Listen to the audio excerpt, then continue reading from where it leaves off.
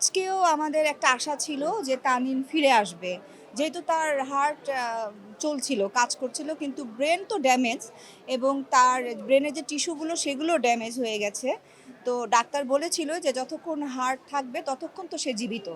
তো সেই কারণে আমাদের সবারই একটা মানে একটা দোয়া ছিল আল্লাহর কাছে যে আল্লাহ তানিন যদি ফিরে আসে।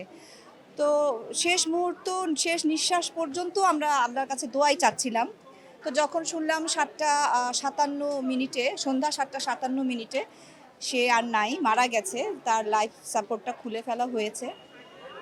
তখন আসলে মানে কেমন যেন ভিতরে খুব কষ্ট লাগছিল, কিন্তু কিছু বলার ছিল না। আর ও এখানে ভর্তি হওয়া পর্যন্ত সনি রহমান এবং জয় চৌধুরী মানে যতটা দৌড়াদৌড়ি এবং কষ্ট করেছে তাদেরকে ধন্যবাদ দিয়ে মানে আমি শেষ করতে পারবো না। ওরা অনেক কষ্ট করেছে দুজনে।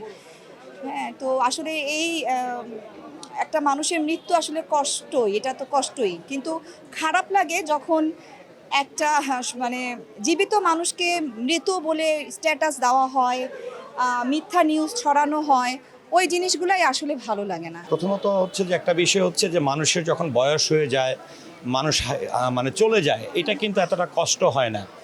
তানিনের যে বয়সে তানিনকে আমরা হারিয়েছি, তানিন কিন্তু আমাদের কাছে শুধুমাত্র একজন চিত্রনায়িকা ছিল তা কিন্তু না।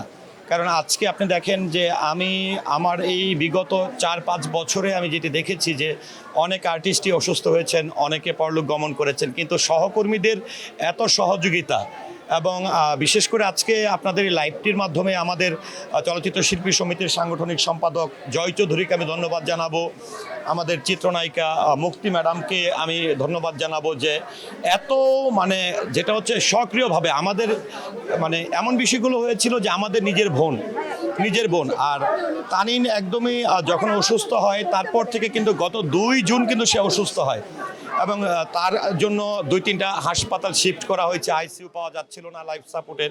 তারপরে কিন্তু আমরা 2 জুন এনে কিন্তু রাতে 3 জুন পড়ে গেছিলো, যেহেতু 3টা 3:30 নিয়ে আসছি এই পপুলারে।